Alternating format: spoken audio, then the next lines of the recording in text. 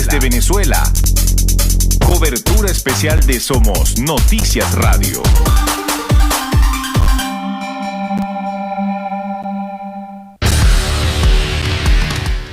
Venezuela, uno de los países que en América Latina tiene la situación del COVID-19 con menos casos confirmados con respecto al resto de los países del continente.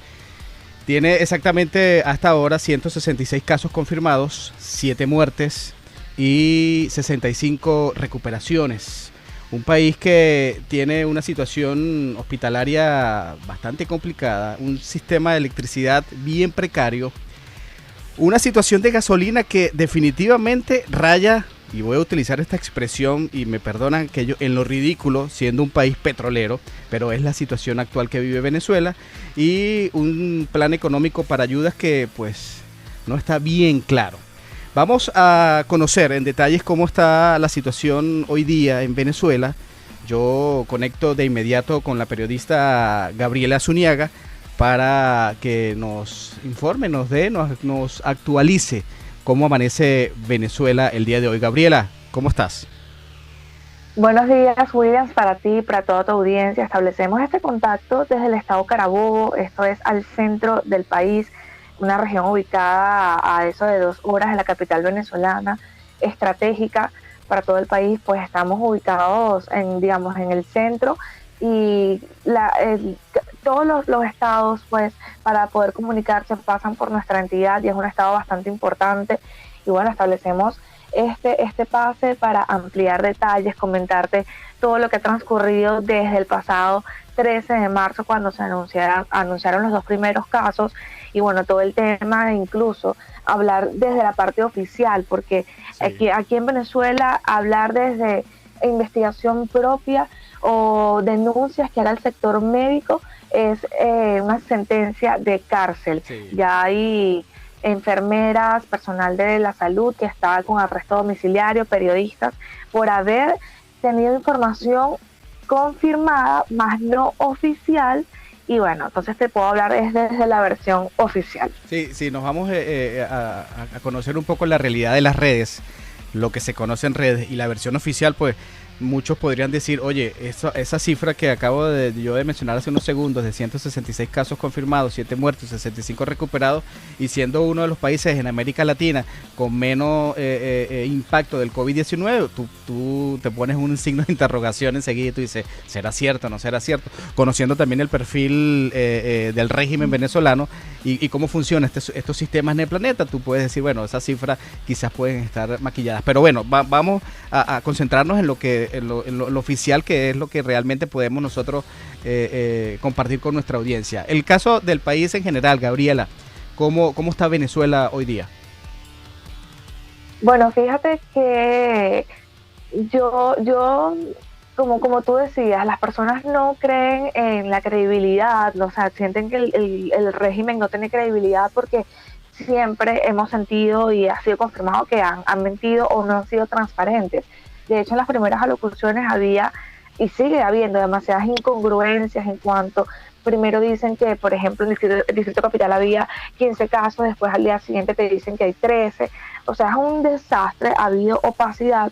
Muchas organizaciones definen eso como una estrategia de las dictaduras. O sea, confundir para no ser transparentes y que no se sepa la verdad. Correcto. Sin embargo, bueno, el 13 de marzo fueron anunciados los 2 primeros casos, han ido aumentando, digamos como de 7 en 7. Cada vez que hay una alocución, siempre o hablan de 2 casos, de 6 casos, pero no ha habido una gran cantidad.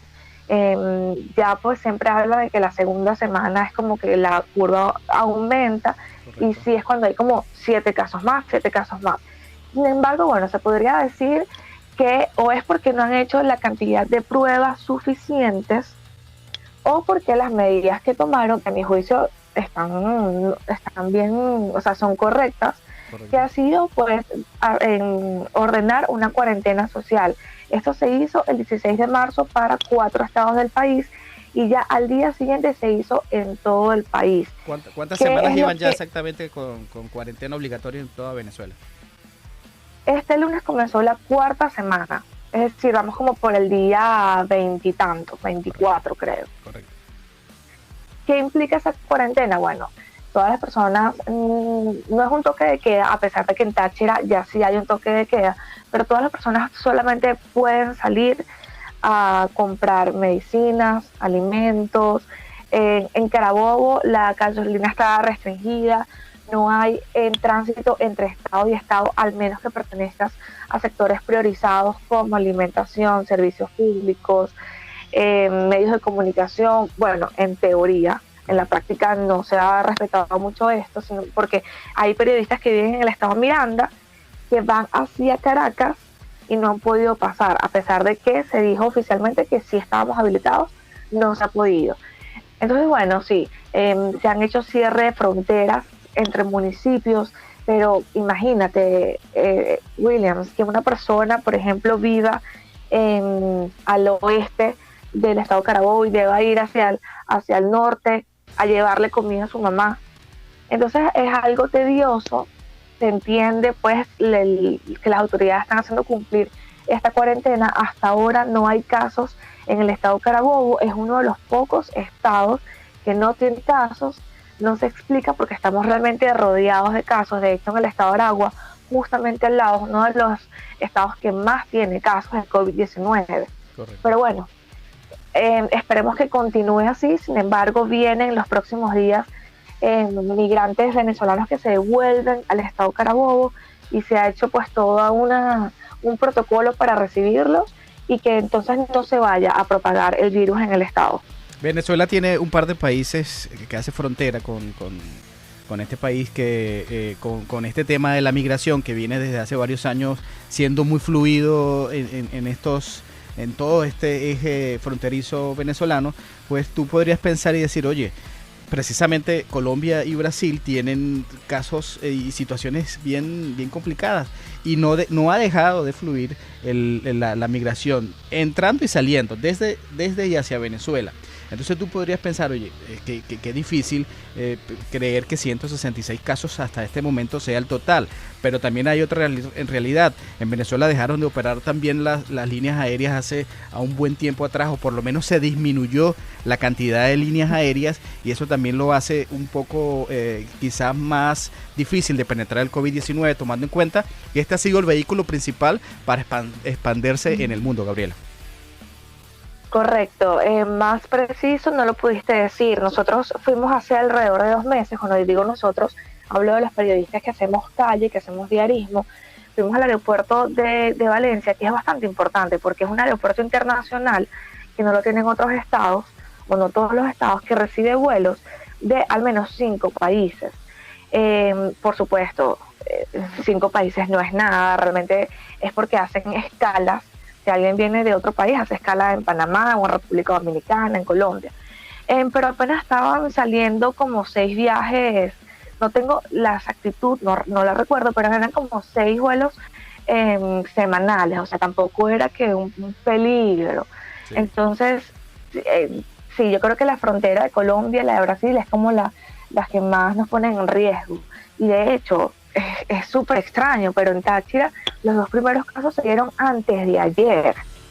Ya, imagínate. Yo podría aquí, haciendo una ecuación rápida, diría, bueno, tú lo acabas de decir correctamente hace unos segundos, es decir, o están funcionando muy bien las políticas del gobierno, que mantiene pues de alguna forma detenido la penetración del COVID-19. Si es así, si esa es la realidad, pues obviamente hay que aplaudirlo porque forma parte de un sistema seguro para la población. Vamos a ubicarnos en Carabobo, Gabriela, que es donde tú estás exactamente, la zona central del país, conocida en gran parte de América Latina como una zona industrial donde estaban o funcionaban grandes industrias del planeta allí en el estado Carabobo. ¿Cómo está la situación de los casos en el estado Carabobo, en Valencia, exactamente donde tú estás ubicada? Bueno, como te decía, hasta ahora la cifra oficial pues se mantiene en 0 casos. Ha habido un plan de desinfección de las fronteras, de las 4 fronteras para ingresar a la entidad carabobeña, tanto de vehículos como de personas. Y a ver, preciso que los vehículos que pueden entrar o salir son aquellos de combustible, que transportan alimentos, es decir, nadie que no pertenezca al grupo exento puede viajar fuera del estado Carabobo. Ha habido, como te decía, el adecuamiento de la Villa Olímpica, que es un complejo deportivo ubicado en el municipio de Naguanagua por parte de las autoridades regionales, porque hay muchísimos venezolanos que se están devolviendo a la identidad carabobeña, bueno, y al país. Y hay que desmentir un poco la versión que ha intentado imponer el régimen, que es que trataron mal a los venezolanos en esos países. Sí. Yo fui contactada por un grupo de venezolanos en Chile y ellos me están enviando videos y ellos, a pesar de que sí, tienen que pedirle un vuelo al régimen de Venezuela, porque obviamente son quienes gobiernan aquí, al menos a lo interno, ellos se están devolviendo es porque no tienen dinero, se les están acabando los ahorros para mantenerse en Chile. Entonces ellos probablemente se devuelvan a Carabobo, los que son de Carabobo, a continuar viviendo en las condiciones tan pésimas por las que se fueron, pero al menos tendrán una casa propia, de repente el hermano, la mamá, pero no se están devolviendo porque los hayan tratado mal en otros países. Es lógico que hay muchísimas personas que trabajan del día a día y que si perdieron sus empleos o hay cuarentena en los países donde ellos están, no pueden trabajar. Entonces, ¿qué se ha hecho? Se habilitaron 400 camas en la Villa Olímpica para recibir a ese grupo de carabobeños. Se tiene pensado, bueno, según palabras del gobernador, que además publicó los videos en sus redes sociales, porque nosotros como periodistas hemos podido en 2 años y medio de gestión entrevistarlos muy pocas veces. Entonces lo que hace es montar videos en su cuenta de Instagram y por ahí es que nosotros nos informamos, pero quedan muchas dudas. Entonces no se justifica que haya tantos rumores, haya dudas, teniendo a la disposición nosotros los periodistas de poder acudir a donde está él y escuchar y entrevistar y hacer las preguntas pertinentes que sabemos que la ciudadanía te está haciendo. Claro. Entonces, bueno, no se sabe cuándo llegarán ni de dónde llegarán. Él solamente dijo que estas personas van a estar aisladas por 14 días, se les realizará el test rápido a los 14 días y de ahí, si salen negativos, pues irán para sus hogares. Si sale positivo, pues irán a los centros centinelas. Claro. Sin embargo, hay muchas dudas sobre ese punto exacto. Bien, para sumar un poco a lo que tú comentabas hace rato de los venezolanos que están fuera, nosotros a lo largo de la semana, en los diferentes contactos que hemos hecho con periodistas en América Latina, pues también hemos percibido que precisamente el caso del retorno de muchos venezolanos a su país es precisamente por otras razones, no las que el gobierno oficialmente publica, entre otras la cuarentena, precisamente en los países como Colombia, Perú, Ecuador, Panamá. Obviamente en una situación de cuarentena, la mayoría de los planes económicos y la situación de ayuda que están planteando estos gobiernos va directamente a sus ciudadanos primeramente. ¿Qué pasa con los extranjeros? No solo los venezolanos, sino otros que están dentro de estos países tienen que tomar medidas porque se están viendo más afectados. No hay trabajo, no se les acaba el dinero y pues de alguna forma, ¿qué es lo que toca? Pues regresar a casa, es lo esencial. Y como tú bien decías, tienes que llamar al gobierno porque es la única opción en este momento para poder retornar. Entonces, hábilmente, el gobierno podría estar utilizando esto a su beneficio. Gabriela, si no mal recuerdo, en Carabobo existen 3 unidades completas hospitalarias públicas y unas cuantas más privadas. ¿Cómo está, según la versión oficial de la gobernación? Pues eso está de maravilla, eso está ready. ¿Esa es la realidad del sistema hospitalario carabobeño? Sí, fíjate, bueno, haciendo un pequeño comentario en cuanto a los migrantes, sí, los migrantes son una población vulnerable que deben ser atendidas. Creo que ningún país, bueno, estoy súper segura que ningún país estaba preparado para esto es algo nuevo para todos, pero hay que intentar arropar a la mayoría de las personas que habitan en nuestros países, porque es una enfermedad nueva y que los más, bueno, creo que todos somos vulnerables ante esto. Mira, fíjate, en la entidad carabobeña, nosotros como periodistas hemos cubierto y hemos hecho bastante seguimiento del sector salud, tanto del sector de bioanalistas, el sector médico, el sector de enfermeros, quienes han sobre todo los enfermeros, muy valientemente, desde hace un par de años, han levantado su voz haciendo las denuncias pertinentes en cuanto tanto a sus salarios como las condiciones de trabajo y cómo se encuentran los centros hospitalarios. Acá está el hospital más grande de la región central, que es la ciudad hospitalaria Dr. Enrique Tejera, que reciben pacientes de todos los estados del país, y eso no quiere decir que tengan medicamentos, claro, pero sí se ven algunas patologías, se ven enfermedades, y hay muy buen personal calificado. Ya nos habían dicho, apenas comenzamos la cuarentena, conversamos con el colegio de enfermeros, con sus miembros, y nos hacían la denuncia de los equipos de bioseguridad. También Marlon Díaz, él es presidente de la Federación de Centros Universitarios de la Universidad de Carabobo, que es la universidad más importante también de la región central del país. Él es estudiante de medicina, y hablábamos con él porque él decía o recordaba que la vicepresidenta de Maduro, Delcy Rodríguez, había convocado a los estudiantes de medicina de los últimos años de medicina a involucrarse en los hospitales para poder ser parte de todo este personal de salud que combatiera el COVID-19. Y él decía que todos estaban en la disposición, pero cómo podían arriesgarse en un hospital sin tener los insumos de bioseguridad mínimos para enfrentarse a esta enfermedad. No los hay en condiciones normales para atender simples emergencias, menos para tomar en cuenta una pandemia. Entonces ha sido la denuncia recurrente. Ahora, ¿qué pasa con el tema también de la gasolina?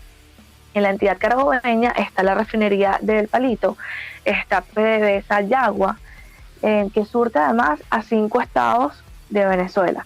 Entonces imagínate, si Carabobo no tiene gasolina, ¿cómo estarán los demás estados de Venezuela? Entonces uno no se explica cómo hay una cuarentena social, pero tienes a la gente haciendo colas, no de horas, de días, en las estaciones de servicio. Si tú garantizas de otra manera que se cumpla la cuarentena, no hay necesidad de que las personas hagan la cola. Pero ¿qué pasa? Las personas necesitan movilizarse, porque no es nada más estar en tu casa y ya. Es que tienes, por ejemplo, en Carabobo no llega agua. Las personas deben comprar agua potable, que vienen en botellones. Correcto. Y te queda lejos. Necesitas tu vehículo para ir a buscar el agua potable. Los bodegones, los pequeños locales que están en la charcutería de la esquina, la bodeguita, están quedando sin mercancía porque sus proveedores no tienen gasoil ni gasolina para transportar esos alimentos. Entonces las personas deben ir a supermercados que quedan más lejos a hacer las compras. Entonces es necesario la gasolina, pero ya se va a cumplir un mes de la restricción de gasolina para los vehículos particulares solamente. Los gremios de salud, en servicios públicos, funcionarios de seguridad en vehículos oficiales, ambulancias, son los que pueden surtir de gasolina y gasoil, y sin embargo pasan de 6 a 8 horas en las estaciones de servicio. Hay denuncias de enfermeros que se les ha hecho muy complicado, inclusive algunos no han podido recargar sus vehículos de combustible por el tema pues también de la corrupción que se desarrolla en esas estaciones de servicio, porque también es una realidad. Muchos funcionarios de efectivos policiales se hacen eco del momento para hacer su agosto, y inclusive tenemos nosotros algunas denuncias de que hasta cobran divisas extranjeras para poder entrar y parquearte allí en la isla y poder surtir tu carro con gasolina.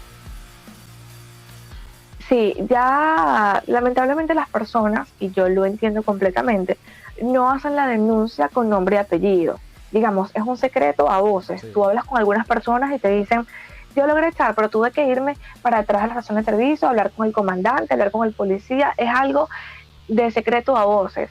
El gobernador de Rafael Lacaba montó un video en redes sociales donde denuncia que unos funcionarios estaban vendiendo, pero sabemos que esto está pasando en la mayoría de las estaciones de servicio. Y están, o sea, y el precio que se está pagando ahorita, después de ser la gasolina más barata del mundo, es la más cara del mundo, porque se está pagando $50, $30 por 30 litros, o sea, $1 un litro, $50 de 30 litros. Es decir, los precios aumentando muchísimo. Entonces aquellas personas que necesitan, digamos, el delivery está habilitado ahorita para los municipios. Los negocios que puedan ofrecer su comida, algunos productos delivery, eso está permitido dentro de las ordenanzas o los decretos que han sacado los municipios. ¿Y cómo transportan la comida? Pues entonces deben o hacer la cola o pagar por debajo cuerda. Correcto. Entonces es una anarquía, es una locura. Tengo algunas fuentes en estaciones de servicios grandes que quedan en las autopistas, y allí se está decidiendo enviar el camión de gasolina que llega. Es preferible mandarlo, me lo dijo esta persona, a una estación de servicio más pequeña que tenga menos surtidores y dure más, que a una estación de servicio grande que pueda durar 2 o 3 horas. Claro. Entonces es un completo desastre, no se entiende la cuarentena. Las pocas veces que he podido salir, porque yo también pues no tengo gasolina, igual tengo que cuidarme, y paso por una estación de servicio, es una locura. Hemos conversado con personal de salud que tienen algunas estaciones de servicio habilitadas.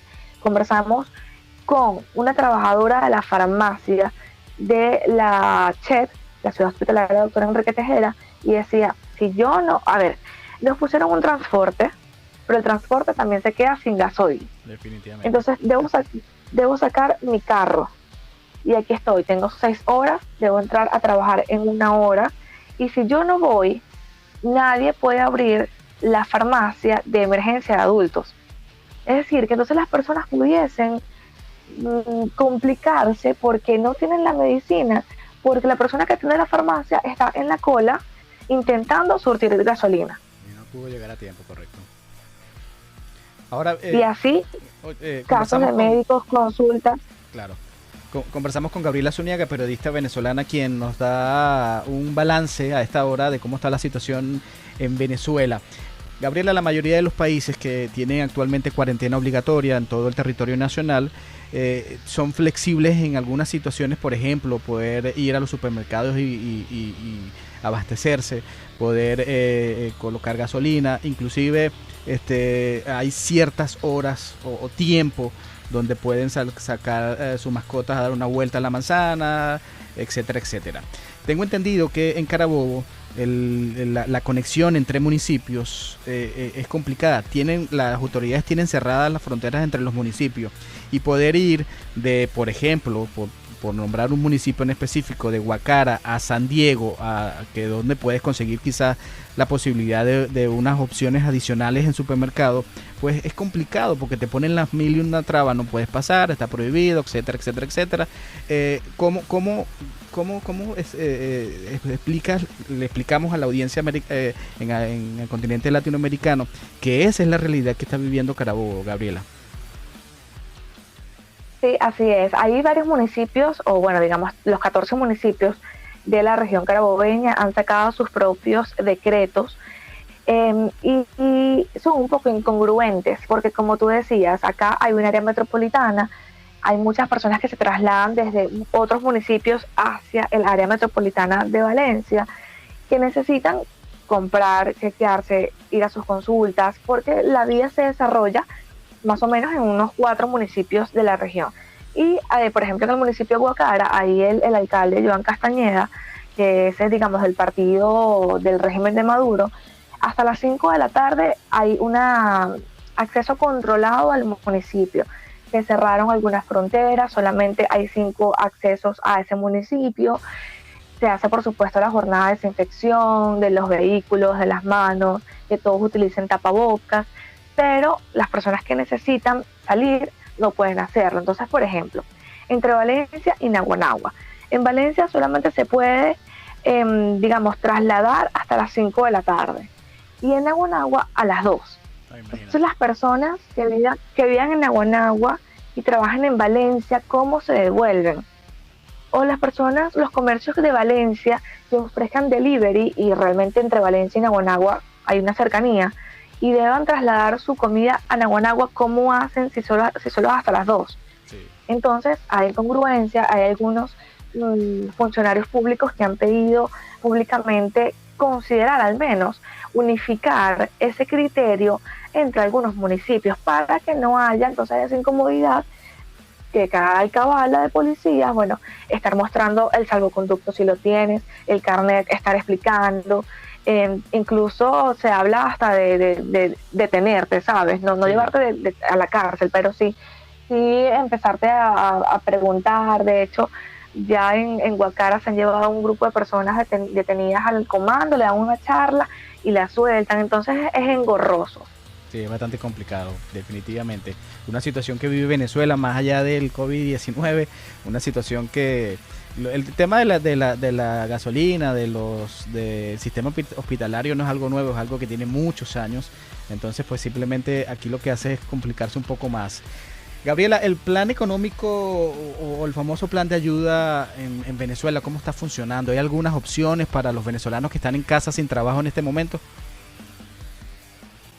No, sabemos que el régimen desde hace un par de años ha inventado esto de los bonos.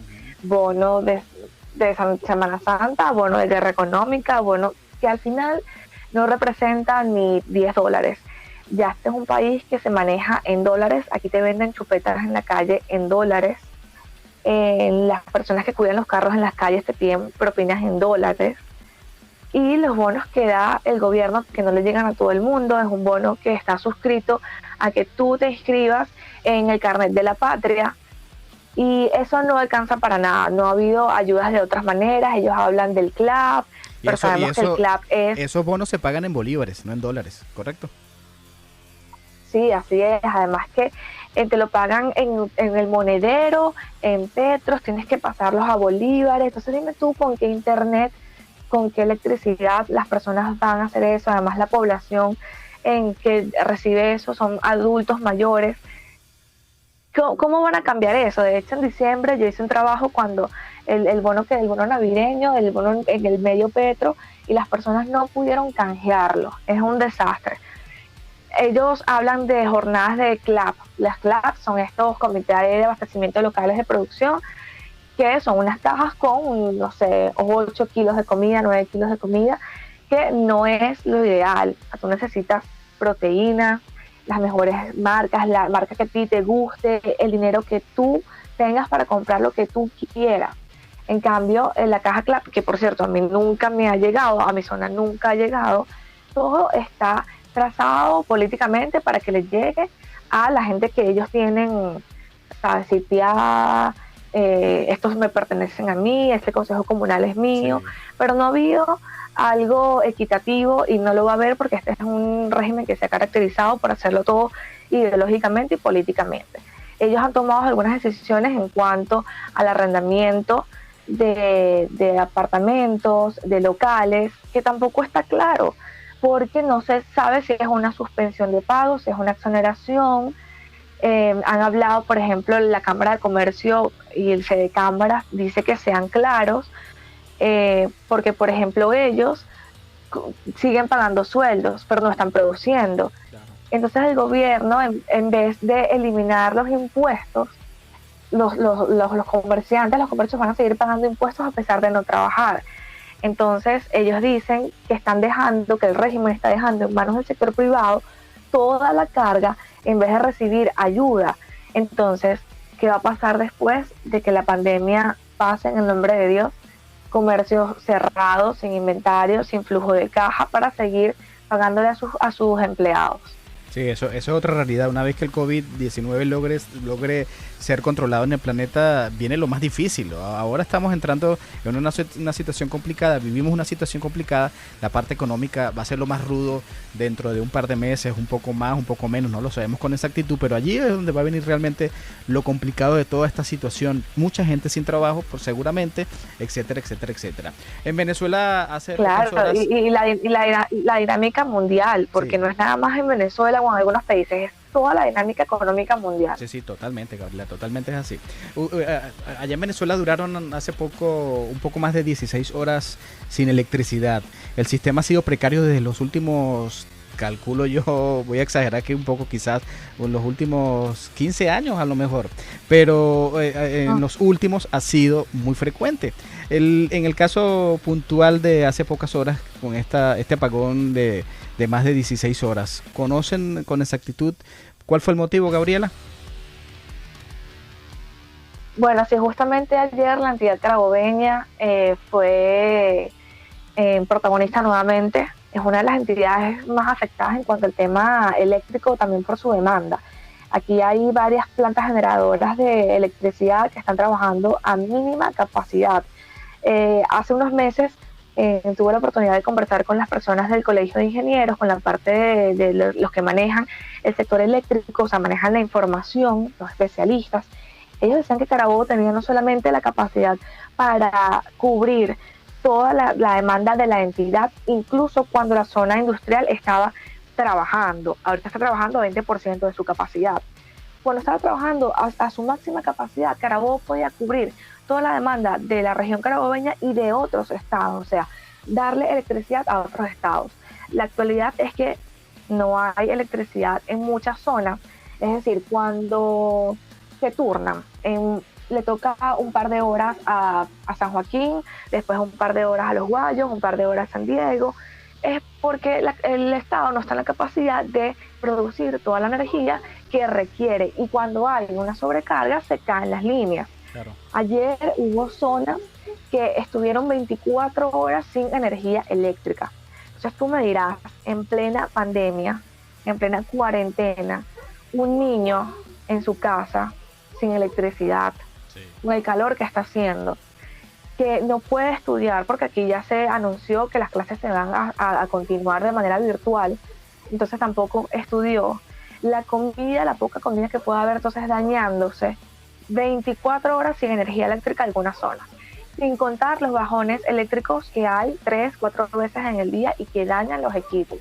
Acá nadie responde por eso, nunca asumen la responsabilidad, siempre hablan que es un sabotaje al sistema eléctrico y nunca dan la cara. ¿Y quiénes pagan? Los carabobeños. Sí, definitivamente, como podríamos nosotros decir, si no te agarra el COVID-19, te agarra el régimen de Nicolás Maduro. Oye, Gabriela, conversamos con Gabriela Zuniaga, periodista venezolana, quien conversa con nosotros y nos actualiza cómo está la situación de Venezuela hoy día. Gabriela, ¿qué es de la vida de Guaidó? En esta situación pues del COVID-19 parece ser que el único que tiene voz en el país mediáticamente es el gobierno. Guaidó, unas que otras cosas se han visto en redes sociales, pero aprovecho y te pregunto, tú que estás allí, ¿qué es de la vida de Guaidó? ¿Qué pasa con Guaidó? ¿Qué está haciendo Guaidó con esta situación del COVID-19? Bueno, así es. Ahorita el tema mediático lo tiene Nicolás Maduro y parte de su gabinete. Pues obviamente las personas están interesadas en saber qué es lo que se dice, en cuáles estados hay en casos. Por ejemplo, aquí acabo de recordar en Nueva Esparta, en la isla de Margarita, hay 5 casos y 3 de ellos son funcionarios de una alcaldía. Es una alcaldía del sector democrático, pero entonces imagínate toda la cola que trae eso, ¿no? Todo el contacto, la cadena de contacto que pudo haber tenido un alcalde. Pero bueno, sí, Guaidó ha hecho algunas alocuciones a través de redes sociales, por supuesto, ha hecho encuentros con periodistas a través de la plataforma Zoom, y él ha anunciado varias cosas. De hecho, antes de ayer hablaba de la creación de una comisión para reinsertar acuerdos con la DEA. Esto es en el tema, digamos, político. Sin embargo, con el tema de COVID, él, digamos, valientemente, porque aquí el que dé una cifra que no sea la que diga la versión oficial, va detenido. Él hablaba que había, lo dijo hace como unos 9 días, más de 200 casos de COVID. Yo no lo sé, porque creo que cuando hay casos, más o menos se sabe. Tú empiezas a oír rumores, empiezas a confirmar, no sé. Él sacaba sus cuentas, además él creó un grupo de especialistas para tratar este tema, para informar a la población. Ahí está el doctor Julio Castro, que además fue director de salud del estado Miranda en la gestión de Capriles. Profesionales del mayor rango del sector salud crearon esta comisión. Sin embargo, no es mucho lo que pueden hacer. También él anunciaba una llegada de ayuda humanitaria, pero la verdad es que todo el tema está enfocado en la versión oficial. Él apareció muy pocas veces, escribe algunos tweets. Obviamente la persecución a su equipo, hay 10 personas de su equipo, incluido su tío, que están detenidos. No lo detienen a él, pero detienen a personas de su equipo. Incluso a la novia de uno de los de su equipo. Estuvo detenida o sea, y ni siquiera vamos a decir detenida, secuestrada, porque es una acción tipo comando, se la llevan sin orden de aprehensión y la devuelven al par de horas. Entonces, estamos en un tema delicado donde se pudiese aprovechar, y se está aprovechando la pandemia para hacer algunas jugadas políticas. Hay muchos conocedores de la materia política en el planeta que escuchaba yo hace un par de días y decían definitivamente el COVID-19 está favoreciendo al régimen de Maduro y está aplacando o apagando la situación de Juan Guaidó. Creo que pero yo diría que es a lo interno y en lo mediático, porque igual la Organización Mundial de la Salud y la Panamericana de la Salud han mediado entre el gobierno de Iván Duque y Nicolás Maduro, no han reconocido a Maduro, Maduro pidió unos fondos al Fondo Monetario Internacional y también le fue negado, así que la comunidad internacional yo creo que sigue apoyando a la democracia en Venezuela, pero digamos mediáticamente y a lo interno sí está en Maduro en el tapete, pero mientras la comunidad internacional... Por eso te mencionaba que pues el COVID-19 está favoreciendo la situación del régimen de Nicolás Maduro.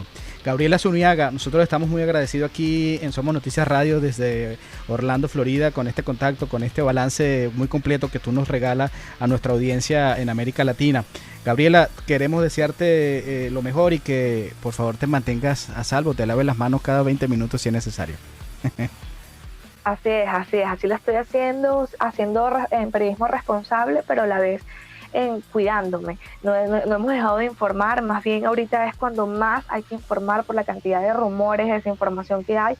Yo me levanto todos los días, súper temprano, me acuesto tarde, y es metida en las noticias, hablando con las fuentes, cuéntame cómo está esto, para poder informar y a la vez siendo responsable y cuidándome a mí y a mi familia, porque cuando uno se cuida a uno, también está cuidando a los demás. Gracias a ti por tomarme en cuenta, estoy súper agradecida y bueno, sabes que periodísticamente te respeto muchísimo y además como amigo te quiero muchísimo. Muchas gracias, igualmente el sentimiento es compartido, créeme que sí.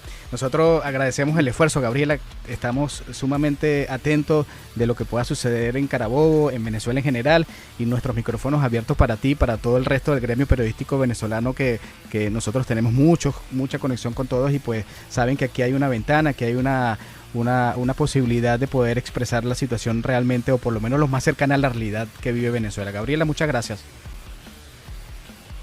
Gracias a ti.